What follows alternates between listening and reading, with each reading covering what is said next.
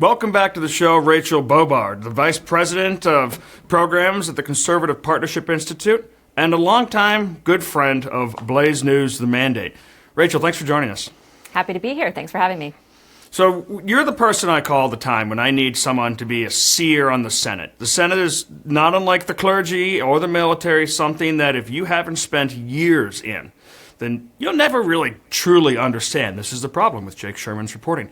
Now, what is going on with reconciliation? It seems to me, and I've heard and I've been able to report out, that the House Republicans Ways and Means Committee did work closely with Senate Finance and actually trying to figure this out and really trying to hammer out what the details would be so there were no big surprises in the tax package that came through. That's one of the more delicate things here.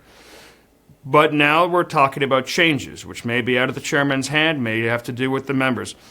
Some of those changes include taxes for taking the 5-year sunset on tax breaks for small businesses and making those forever. That fits really well into Republican orthodoxy of we will need to allow the incentive structure for businesses who succeed and they need some reliance.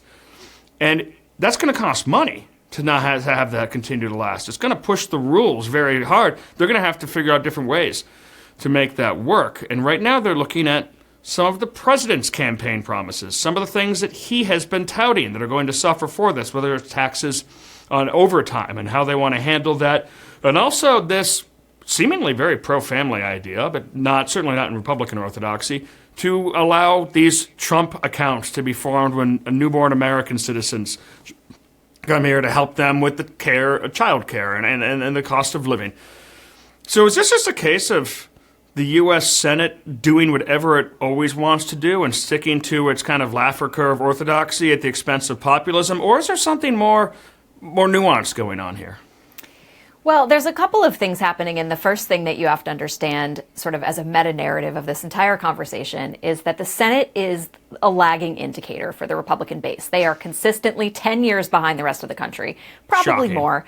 Right, and a little bit of that is by design, right? But when it comes to this tax conversation, it's very clear that that's happening. You see the House trying to institute a number of President Trump's more populist tax priorities, from no tax on tips, to the new tax credit for newborns, to focusing on small business, where the Senate tax writers, so the Senate Finance Committee, is very focused on what they will call pro-growth tax policies for the business community. And this is very traditional Republican economic theory, right? You help businesses, that trickle-down effect will expand jobs, grow the economy, make it better for everyone.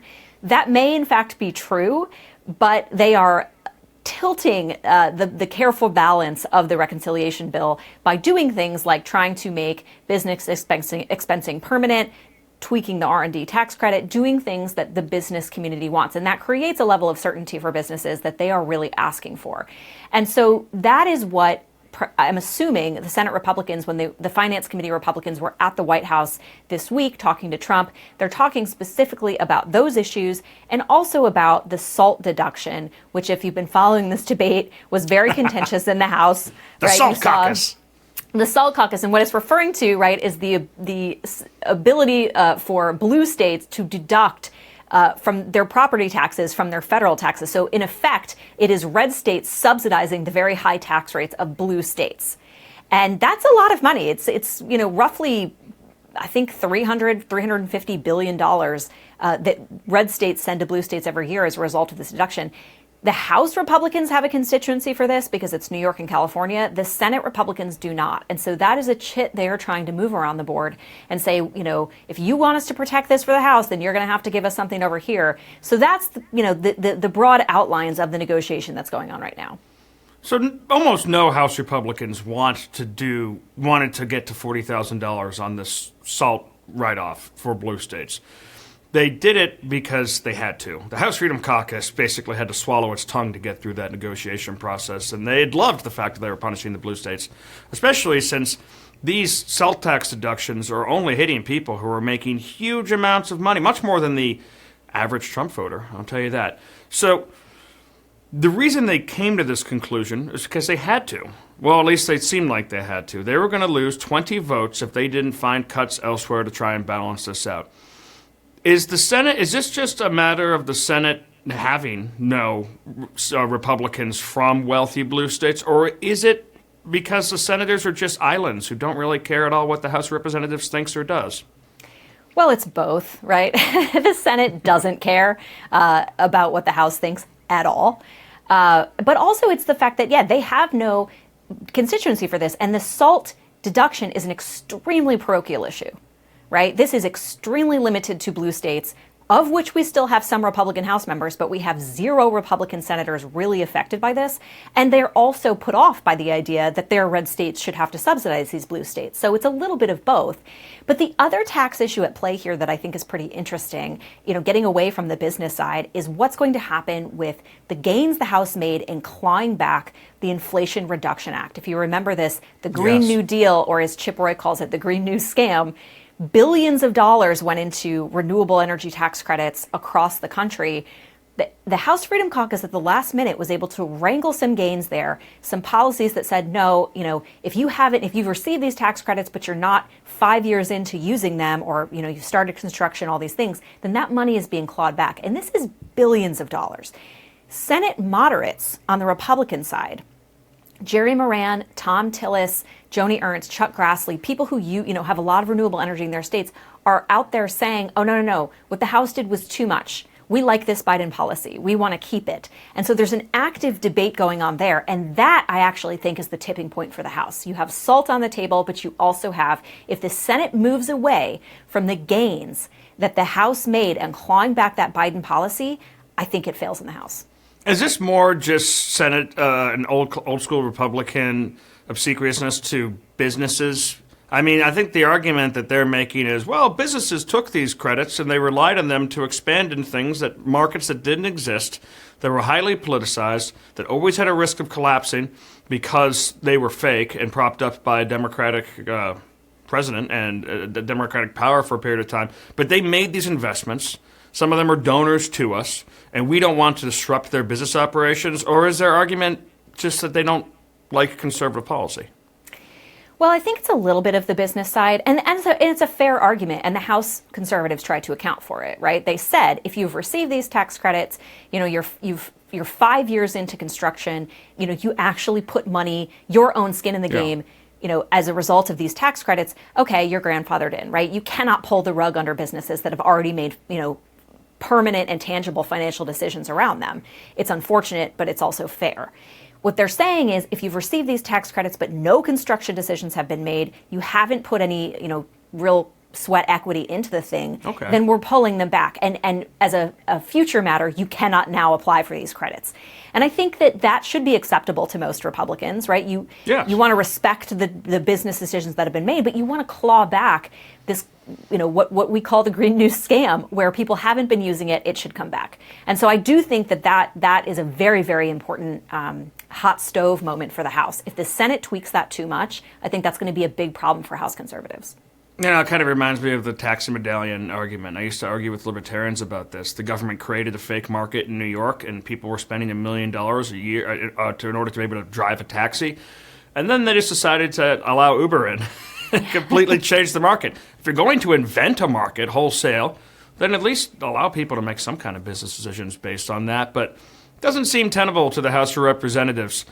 So you got the SALT thing going on. You've got the child tax credit, or the child savings account thing going on. What are some of the other major fights that we're looking at where the Senate appears to be playing a really dangerous game of Jenga with a very delicately put together House bill? And by all reports, the president doesn't seem to have the Senate Republicans back on a lot of this stuff. He just wants to be able to sign something before July 4th. And it's understandable, because this is the bulk of his legislative agenda is in this bill, because you've got a ton of money for the border. You've got a little bit of border policy in there. You've got increased defense spending for the Hawks, that the administration has promised to use wisely. You've got the architecture of Trump's entire tax policy from his first term. So there is a lot in this bill that, from the president's mindset, has to pass. And so I think what the Senate Republicans are tinkering around the edges with in tax, there may be some negotiation they can come to at the House on permanent business expensing and things like that. But I think if they start to change tax policy too much, if they pull back the more populist elements, in particular the no tax on tips or the newborn tax credits, or especially the IRA, the Inflation Reduction Act gains the House made, that I think is really going to change the calculus of the very slim majority that the House has, and it's possible the bill collapses under its own weight. I hope that doesn't happen. I do think a lot of this can be worked out, but sometimes in politics, these things don't get worked out until the bill hits the floor, right? And that's why you see these insanely long votes, hours long, and the whipping is going on the floor, and the favor trading and the chits and all of that. That's politics, at its best, I guess, in some respect. But some of this stuff won't be worked out, I think, until the day of.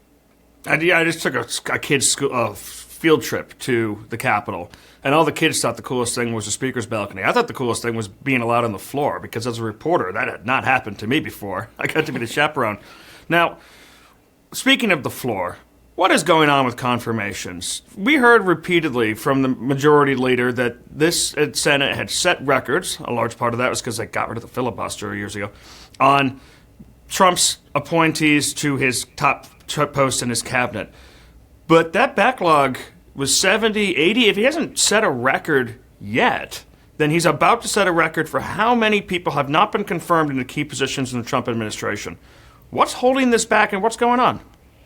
This is one of the most infuriating things for me to watch. As of yesterday, there are 94 nominations sitting on the Senate's executive calendar. And there's a lot of complex procedures in the Senate, right, that limit what you can do, things that can stop other things, the filibuster on the legislative side. None of that exists when it comes to nominations anymore. There is one thing the Senate has to do to confirm these nominations, and it's called scheduling the vote and staying in town to confirm them. And for whatever reason, Senate Republicans just do not prioritize these nominations. Instead, what they prioritize is their 2.5-day work week that starts on Monday night and ends on Thursday at noon. And as a result of that, as a direct result of their laziness, these nominees are not getting confirmed. And the reason that this is so vitally important is because we saw in President Trump's first term what happens when he does not have his people scattered throughout the agencies, these political appointees. The bureaucracy runs amok. They do whatever they want. They're not beholden to the political appointees above them. These are the people sitting on the Senate's calendar waiting for confirmation. And these are agency appointments. These are executive branch appointments. They can be confirmed quickly and at simple majority. Down the road, the Senate's going to have a lot to do, right? They have reconciliation, they have a number of legislative priorities, but they also have to confirm judges coming up here in a few months. Once these judges are on the calendar, the Senate will do everything they can to confirm them because they love judges. These agency employees will get the shaft, right? They will be put on the back burner further than they already are. And you can envision a scenario now where someone that is nominated, in June of this year, of 2025, doesn't get confirmed until maybe 2 years later. And I'm sorry, that's simply unacceptable. That's absolutely unacceptable. I can get why the Democrats might think this. Some of them have to commute from Hawaii or Oregon or Washington or California. Republicans don't have that commute. And the senior senator from Utah, I may have one of the longest ones, wants to stay in for a longer work week. So there's no excuse. Rachel Bovard, I know you're pressed for time, a very busy person. Thank you for coming and illuminating us on what is going on in this upper chamber of the legislature. We hope you come back soon. Happy to do it. Thanks for having me.